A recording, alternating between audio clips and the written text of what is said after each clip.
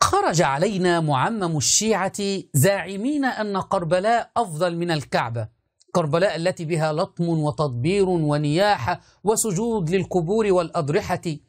ثم خرج علينا مرة أخرى زاعمين أن عيد الغدير، وهو يزعمون أن هذا اليوم هو الذي نصب فيه علي رضي الله عنه خليفة، هذا العيد هو عيد الله الأكبر وهو أفضل من عيد الفطر وعيد الأضحى. وأنا أقول لهم نتحداكم أن تثبتوا لنا أن علي رضي الله عنه احتفل بهذا العيد، أو النبي صلى الله عليه وسلم جمع الصحابة وآل البيت واحتفل بهذا العيد، أو أن الأئمة كانوا يحتفلون بهذا العيد.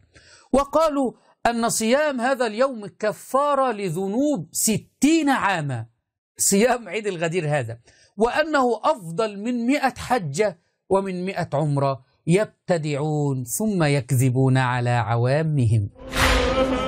الروايات تنص على أن عيد الغدير عيد الله الأكبر، وفيه أعمال عديدة ينبغي للمؤمن أن يأتي بها أو ببعضها، مما ورد فيه الصيام، وأن الصيام في يوم الغدير غدا يعني باكر كفارة لذنوب 60 سنة، وأنه يعدل 100 حجة و100 عمرة.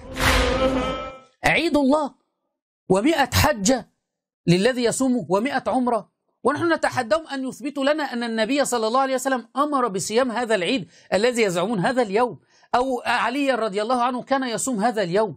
يكذبون. لذلك نحن نقول أن دين الشيعة دين مستحدث، كل يوم يخرج لنا ببدعة جديدة، كل يوم يخرج لنا بشيء جديد وينسبونه إلى آل بيت رسول الله صلى الله عليه وسلم، عمائم مزيفة.